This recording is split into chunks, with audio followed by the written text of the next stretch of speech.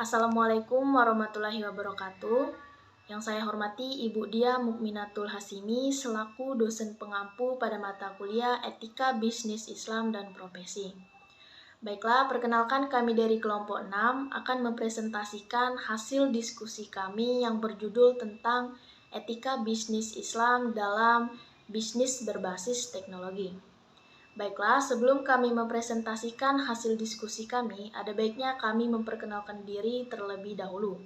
Perkenalkan, nama saya Idu Aulia, selaku moderator dan pembimbing jalannya diskusi pada kesempatan kali ini.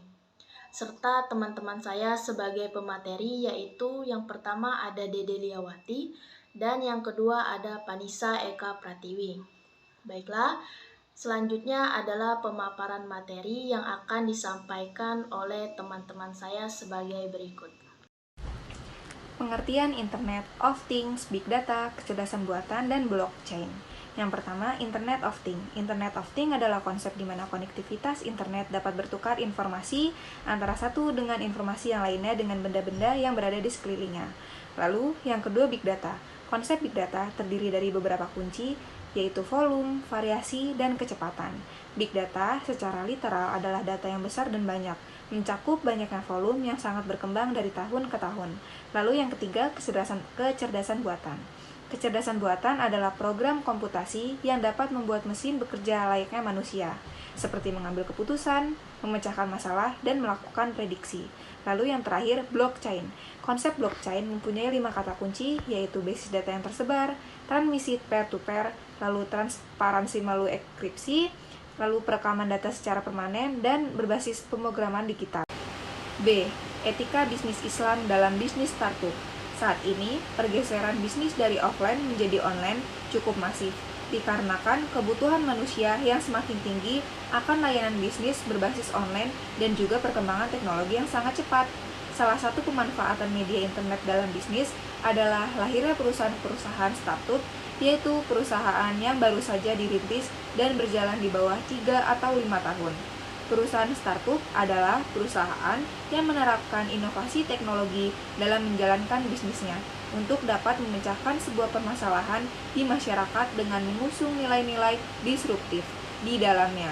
Maksud dari mengusung nilai disruptif adalah adanya sebuah industri dengan model baru yang sebelumnya tidak ada di masyarakat. Misalnya, Traveloka adalah perusahaan tanpa memiliki armada pesawat dan hotel dan lain sebagainya. Adapun etika bisnis Islam untuk perusahaan startup berbasis platform adalah sesuai dengan etika bisnis Islam adalah sebagai berikut. Yang pertama, privasi data individu. Privasi sangat penting, terutama untuk data pribadi, dikarenakan membuat kebijakan harus memastikan bahwa individu sebagai pengguna teknologi telah menyetujui pengolahan data pribadi yang terkait dengan penerapan teknologi. Yang kedua, transparansi data publik.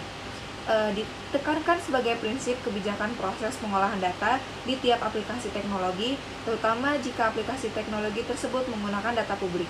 Yang ketiga, akuntabilitas proses pengaplikasian. Prinsip akuntabilitas penting untuk ditetapkan pada keseluruhan proses pengaplikasian berbagai macam teknologi. Lalu yang terakhir, mencakup jasa layanan keuangan yang halal. Dalam fikih muamalat, yang menjadi landasan bisnis syariah adalah segala sesuatu aktivitas perdagangan diperbolehkan jika tidak ada dalil yang melarang. C. Etika bisnis dalam industri finansial teknologi atau fintech. Teknologi finansial adalah salah satu bentuk layanan keuangan yang dalam bentuk digital menyusung prinsip cardless yang menandakan adanya pergeseran dari uang ke platform.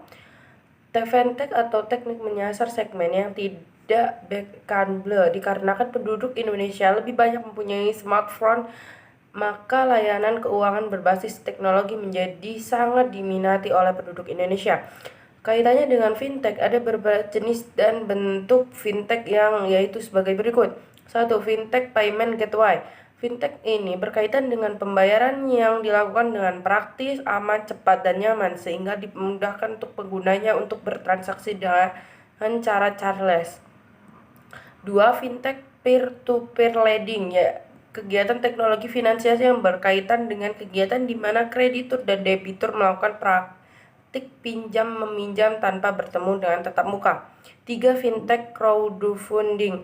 Kegiatan di masa sejumlah pemilik dana akan membiayai sebuah proyek atau bisnis seseorang ataupun sebuah amal yang berkaitan dengan kegiatan zakat, infak, sedekah, ataupun wakaf. 4. Beberapa jenis fintech lainnya. Ada juga fintech di bagian perencanaan dan pengelolaan keuangan rumah tangga dan UMKM. Ada juga yang berkaitan dengan fintech agregator, misalnya penyediaan data untuk bidang akademik dan lain sebagainya. D. Etika bisnis Islam dan bisnis online, e-commerce dan marketplace. 1. Bisnis online adalah sebuah proses bisnis yang dilakukan dengan memanfaatkan jaringan internet. Adapun toko online adalah sebuah tempat untuk berjualan secara online, misalnya seperti website, blog yang dikendalikan oleh jaringan internet. 2. E-commerce adalah situs online yang menjual barang mereka sendiri dengan sistem online yang merupakan dari e-business. 3. Marketplace adalah pasar elektronik yang mempunyai sistem pengendalian penjualan dengan pengumpulan jutaan penjual dan juga jutaan pembeli. Contohnya marketplace adalah Bukalapak, Tokopedia, Shopee, dan lain sebagainya. Adapun etika bisnis Islam yang berkaitan dengan bisnis online, e-commerce, dan marketplace adalah sebagai berikut. 1. Barang atau jasa yang diperjualbelikan sesuai dengan spesifikasi. 2. Ada kesepakatan ijab dan qabul. 3. Menjunjung tinggi kepercayaan di antara pelaku transaksi. 4. Memberikan layanan yang baik pada konsumen. 5. Menjauhi transaksi yang dilarang oleh syariah. 6. Tidak mengambil dan mencuri properti milik orang lain. 7. Menggunakan akad yang sesuai dengan jenis transaksi yang dilakukan. 8. Produk atau jasa diperjualbelikan secara halal. Etika bisnis Islam dalam bisnis layanan jasa pengumpulan zakat, infak, sedekah, dan wakaf. Sejarah pengelolaan zakat di Indonesia dipenuhi dengan riwayat bahwa tidak ada dukungan yang pasti dari pemerintah untuk implementasi zakat. Tidak diaturkan zakat dalam hukum positif, menjadikan zakat lemah, dan potensi tidak dimanfaatkan dengan optimal. Adapun etika dalam pengumpulan zakat, infak, sedekah, wakaf berbasis teknologi yaitu sebagai berikut. 1. Privasi data individu. 2. Transparansi data publik. 3. Akutabilitas proses pengaplikasian. Baiklah, selanjutnya adalah kesimpulan yang akan disampaikan oleh saya sendiri. Kesimpulannya adalah perkembangan teknologi selalu terhubung dan memiliki rantai kausalitas yang sangat panjang dan kompleks, berhubungan dengan sosial, budaya, ekonomi, politik. Semua hal tersebut selalu berkaitan dengan etika dan menghasilkan satu akibat yang terkadang sulit diprediksi. Saat ini, pergeseran bisnis dari offline menjadi online cukup masif, dikarenakan kebutuhan manusia yang semakin tinggi akan layanan bisnis berbasis online dan juga perkembangan teknologi yang sangat cepat. Teknologi finansial adalah salah satu bentuk layanan keuangan dalam bentuk digital, mengusung prinsip cashless yang mendadakan adanya pergeseran dari uang ke platform. Bisnis online adalah sebuah proses bisnis yang dilakukan dengan memanfaatkan jaringan internet.